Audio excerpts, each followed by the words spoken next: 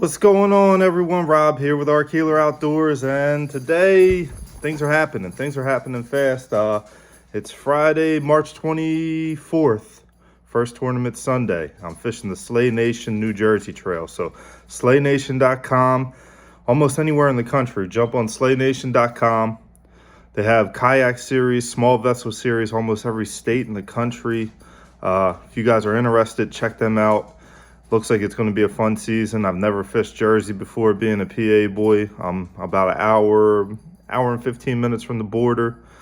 There was no Pennsylvania small vessel series, so me and Charles from the Woe Boys, we're taking the boat. We're heading to New Jersey. First tournament is Sunday. We're going to give it a go, man. So I've been working hard on the boat. Like I said, I got upgrades. Been working hard the last couple weeks to get everything ready. The wiring's just about done on all my head units and everything because I need to change some stuff up. I ran a little heavier gauge wire for the Mega Live and everything. I got the 360, the Mega Live now, two Helix 9 units in the front, and that's what we're doing today. We're updating the Helix 9 units. So for anyone that's never done it or anyone that's thinking about doing it, I have a MacBook Pro, and I'm gonna use my SD cards and show you how to update my Helix 9 units. So stick with me. I'll show you how to do this on a Mac. It's a little different than a PC. I'm still learning it myself. I don't know much about these things, so stick with me. I'll walk you through updating our units.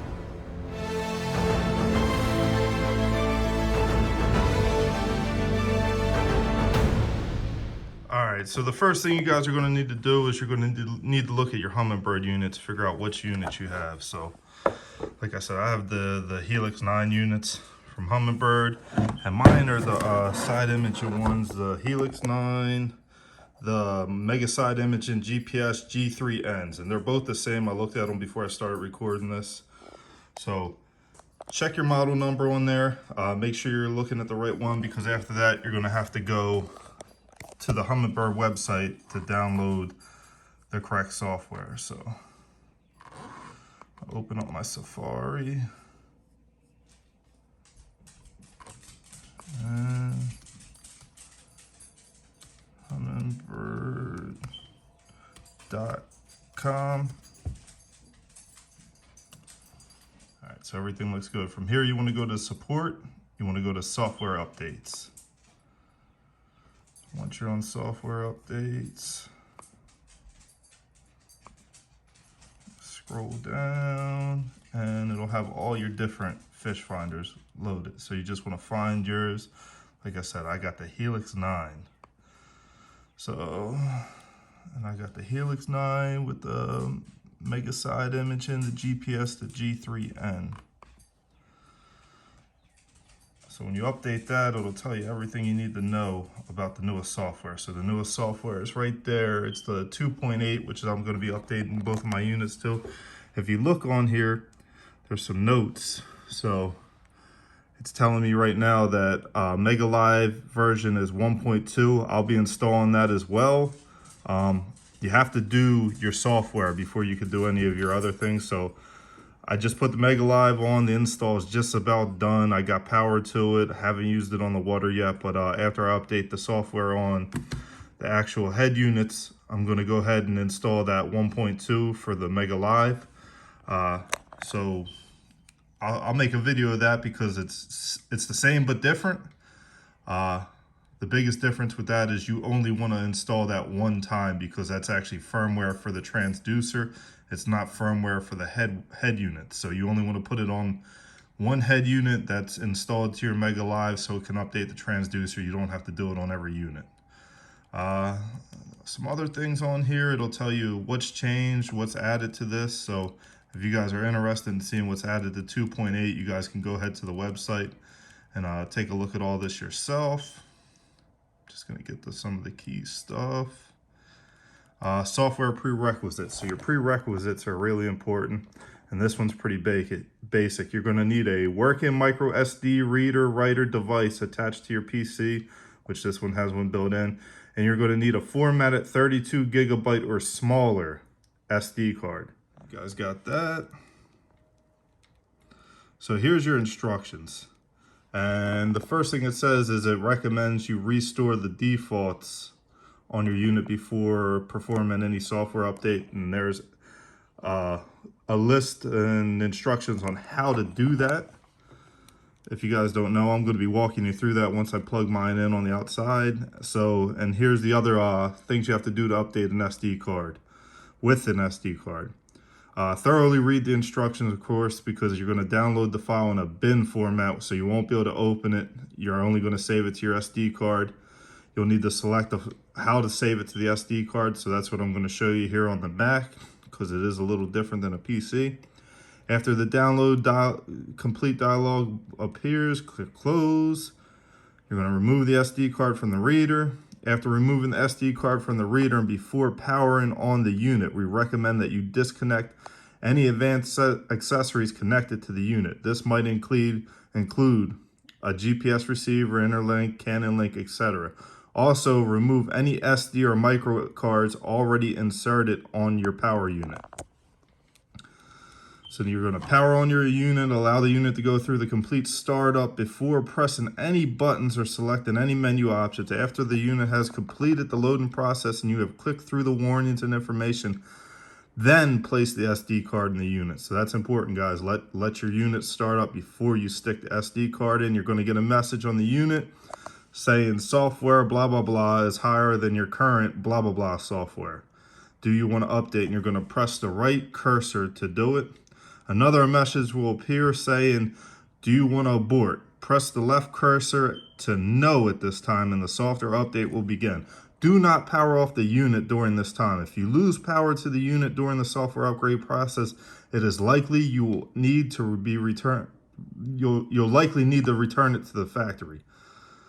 All right, so that's your instructions before starting.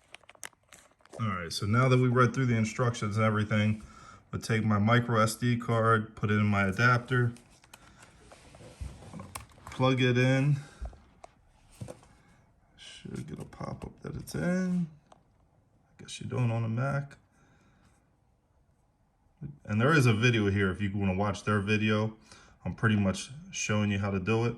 So I'm going to click on the software. And I'm going to allow Humminbird to download through Mac. So you can see up here, it is starting to download. So I'm going to click on Show Downloads.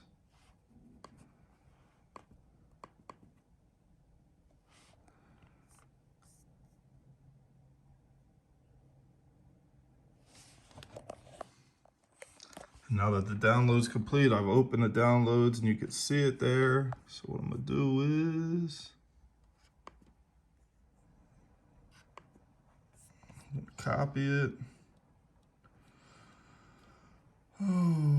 Go to my desktop. Down here to my SD. Should be able to just paste the item. So you can see it's pasting the download bin file.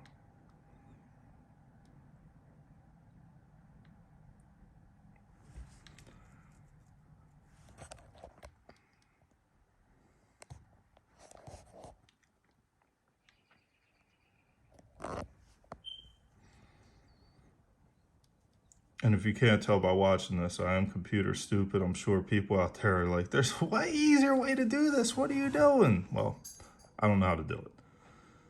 I don't even know how to use a MacBook. I know how to use an iPhone. I know how to use an iPad. I still know how to use an old PC, but this ain't my forte. God, why does it take it 2 minutes to copy such a small file?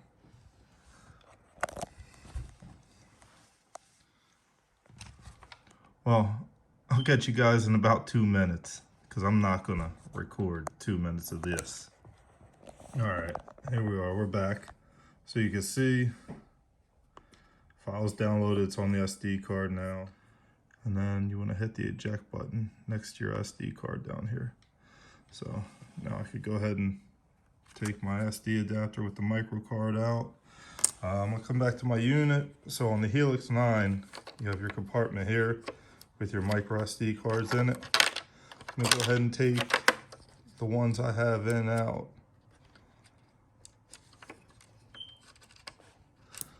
So you can see I have the lake map charts, and I also have one for saving because the Helix 9 has the auto chart. So I have a few lakes around here that there are no good charts of. So I use the auto chart and make my own just so I have an idea. Yes, I know that screen is filthy. It's been sitting all winter, and we'll get it cleaned up before we get the boat running, that's for sure. So now that that's out, all my SD cards are out, I'm gonna go ahead and put it on boat power and go ahead and run this update. I'll catch you guys out there. All right, so hooked my Helix 9 back up to the power. I'm gonna go ahead, turn the power on to the unit, fire her up. I don't have any transducers hooked up to her right now, so I'm gonna get some messages here telling me such.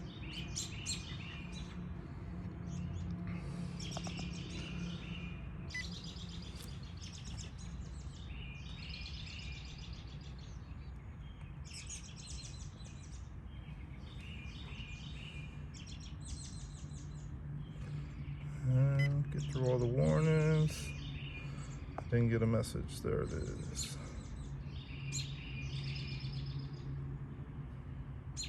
All right, so first thing I'm gonna do is go back to my default settings, double tap menu to get into them. You go down to setup. Once you get in, it's right near the bottom of the first menu. Restore defaults, and yes, we're gonna restore them. So a good thing to do before you do that would be to go through all your settings if you don't know what you're set at, if you have your settings where you like them. Take a video of all your settings. Go through all your different transducers, all your different setup, all your different contrasts, all your different sensitivities. Record them for yourself. I know mine pretty well, and I change mine pretty often because I like to play and see what kind of picture I could get. So I did not take a video of that before I started this part. So next thing we're gonna do, let's see. You can see the SD readers there is I'm gonna put my little micro SD card in. And put it in the slot.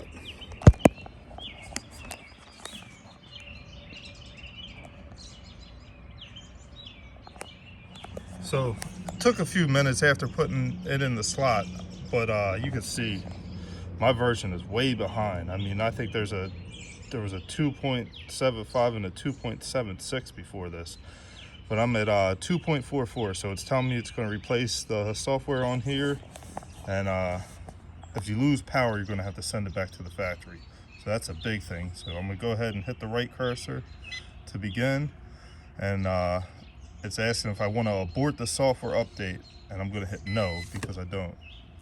So very important. Once this starts, you don't want to lose power.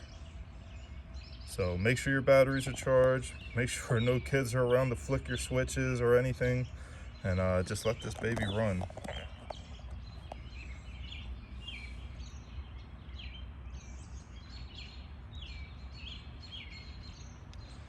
And I'm gonna let this do its thing. I'll give you guys a rough estimate of how long it takes when it's over. But I'll go ahead and let the software go. I'll sit here with it. I'm not gonna record the whole thing and make you guys sit here a few minutes while it updates. So I'll let you guys know approximately how long it was so you have an idea.